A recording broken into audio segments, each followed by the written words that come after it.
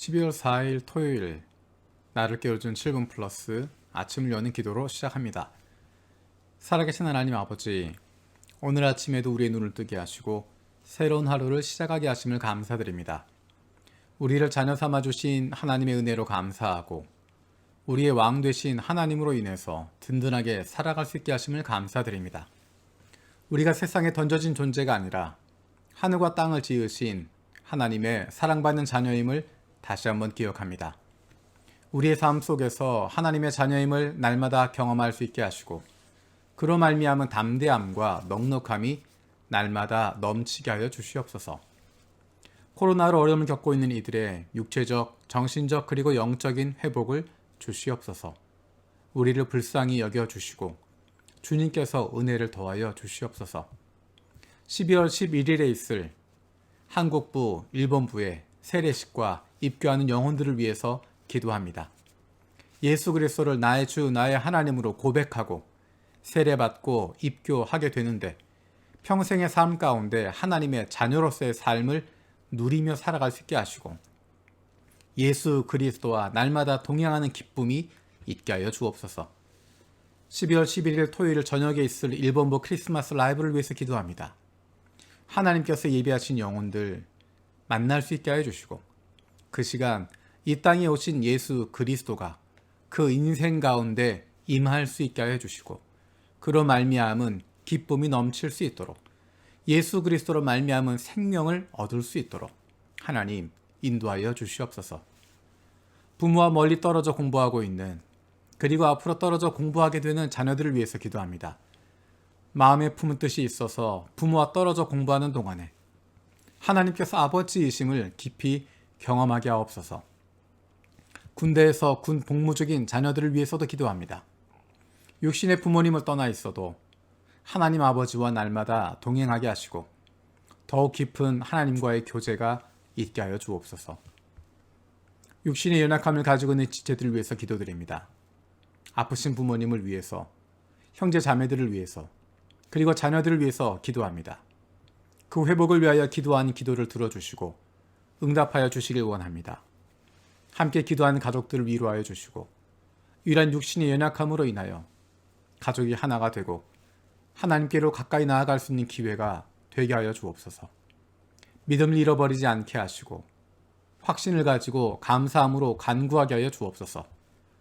못된 암세포들 예수 그리스도의 이름으로 사라지게 하여 주시고 치료의 광선으로 저들의 아픈 부위를 비추어 주시기를 원합니다. 예수 그리스도의 치료의 손길로 안수하여 주시고 새로운 세포들이 소생하게 하여 주시옵소서. 사랑하는 가족을 떠나보낸 아픔 가운데 있는 교우들이 있습니다. 그리고 이제 잠시 뒤면 어쩌면 사랑하는 가족과 작별해야 할지 모르는 그 가운데 마음 아파하는 교우들이 있습니다.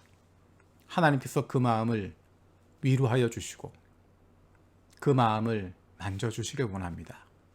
하나님 그 눈의 눈물을 닦아주시고 예수 그리스도를 말미암은 부활의 소망을 품을 수 있게 하여 주시옵소서.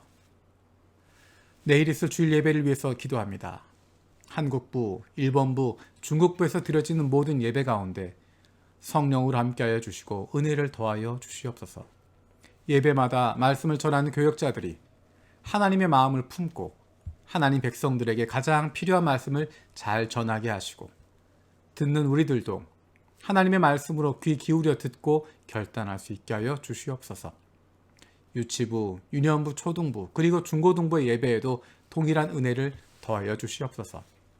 모두가 한꺼번에 모여 예배할 수 없지만 온라인과 오프라인으로 드리는 예배 가운데 우리 모두가 참된 예배자가 되게 하여 주시고 영이신 하나님께 영과 진리로 예배할 수 있게 하여 주옵소서. 특별히 우리 자녀들이 영상으로 드리는 예배 가운데 집중할 수 있게 하시고 부모님과 함께하는 예배를 통해 신앙이 아름답게 이어지게 하여 주옵소서.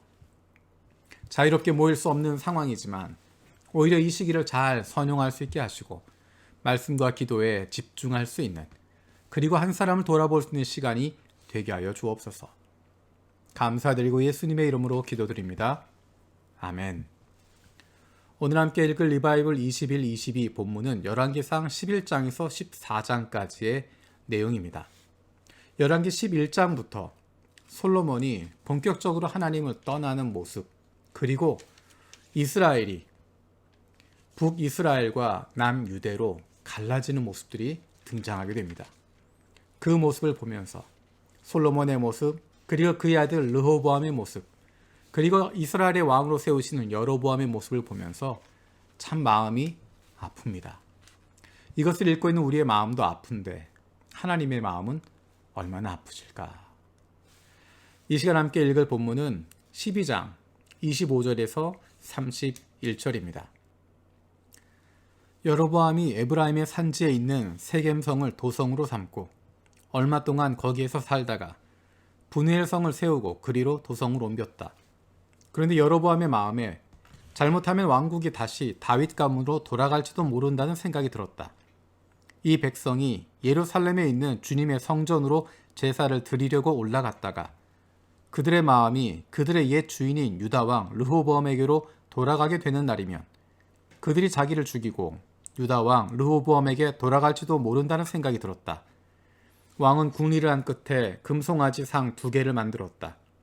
그리고는 백성에게 이렇게 말하였다. 예루살렘으로 올라가는 일은 너희에게는 너무 번거로운 일이다. 이스라엘 백성들아, 너희를 이집트에서 구해주신 신이 여기에 있다. 그리고 그는 금송아지 상 2개를 하나는 베델에 두고 다른 하나는 단에 두었다. 그런데 이 일은 이스라엘 안에서 죄가 되었다. 백성들은 저 멀리 단까지 가서 거기에 있는 그 한 송아지를 섬겼다. 여로보암은 또 여러 높은 곳에 산당들을 짓고 레위 자손 아닌 일반 백성 가운데서 제사장을 임명하여 세웠다. 아멘.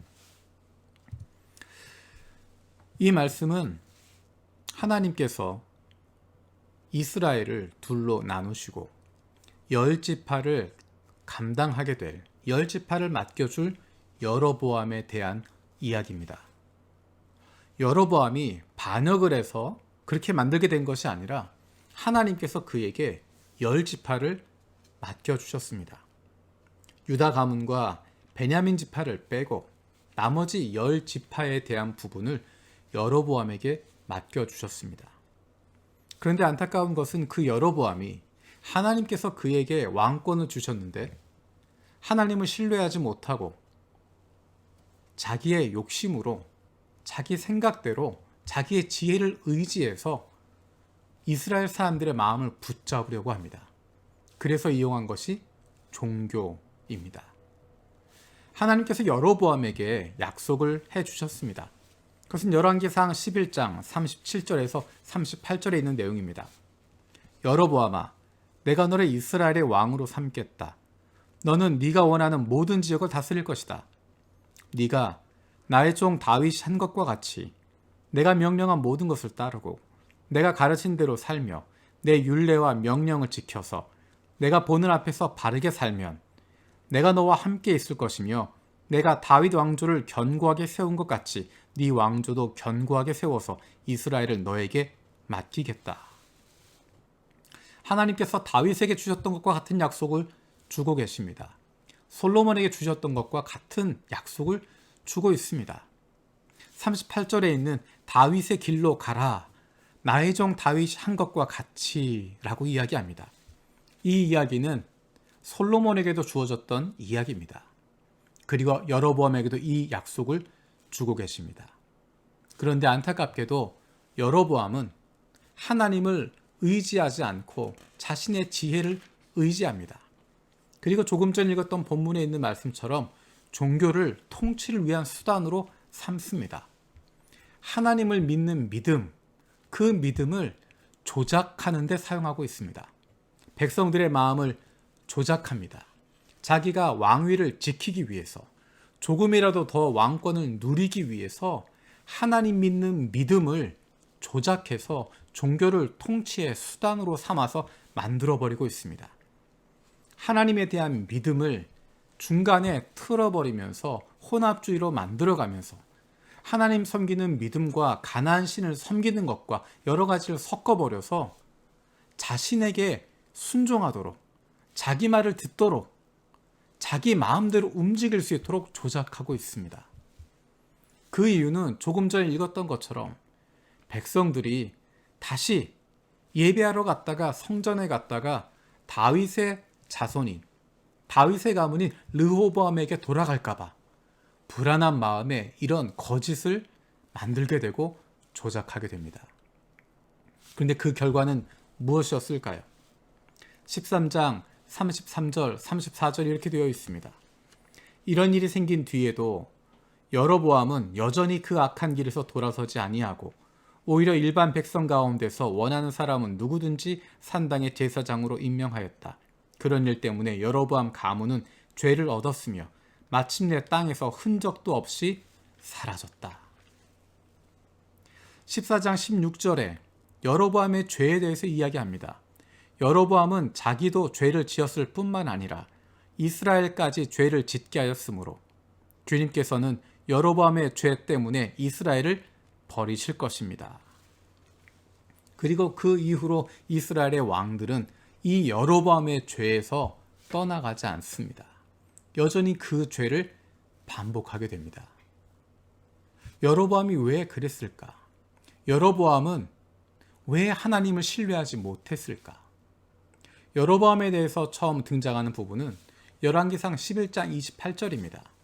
그에 대한 표현이 이렇게 되어 있습니다. 그 사람 여로보암은 능력이 있는 용사였다. 솔로몬은 이 젊은이가 일 처리하는 것을 보고는 그에게 요셉 가문의 부역을 감독하게 하였다. 솔로몬이 일을 맡길 정도로 능력 있는 사람이었습니다. 능력 있는 사람이었고 힘을 가지고 있는 사람이었고 지혜가 있는 사람이었습니다. 이스라엘 사람들이 르호보암과 대항해서 여로보암을 불러내어 그를 앞에 세울 정도로 그는 인정받는 사람이었습니다. 어쩌면 그가 지혜로운 사람이고 능력 있는 사람이고 하나님 없어도 일할 수 있다고 생각했기 때문에 어쩌면 그가 가지고 있는 불안함 때문에 자기가 가지고 있는 이 위치를 빼앗기면 어떻게 하나, 이 특권을 놓치면 어떻게 하나, 그런 불안함 때문에 하나님보다 자신의 지혜를 더 신뢰했던 것 같습니다. 여로보암은 왕 위에서 내려오더라도 손해볼 것이 없는 사람이었습니다. 하나님이 세워주셨기 때문에 하나님이 그만이라고 이야기하면 예 하고 멈추어도 되는 것이었습니다. 그런데 여로보암은 자기가 모든 것을 가지고 싶어 합니다. 자기가 소유하고 싶어 하고 자기가 인정받고 싶어 하고 자기 마음대로 하고 싶어 합니다. 하나님이 세워주셨는데 하나님이 진정한 왕이신데 하나님에 대해서는 잊어버리고 하나님을 이용해서 자기의 이권을 가지려고 합니다.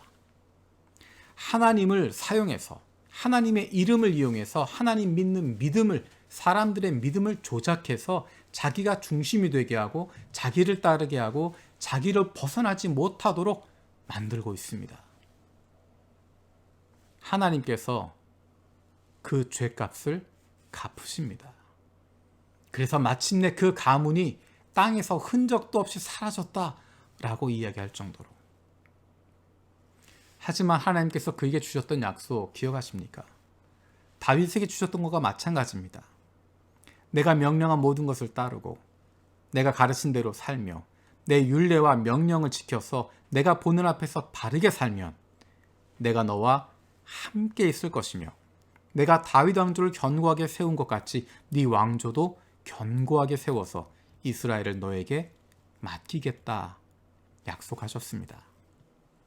왕이 되는 것보다 내 힘으로 내가 지금 가지고 있는 걸 지키려고 애쓰는 것보다 그것보다 먼저 돼야 할 것은 내가 하나님 말씀에 순종하고 내가 그 길을 걸어가는 것입니다.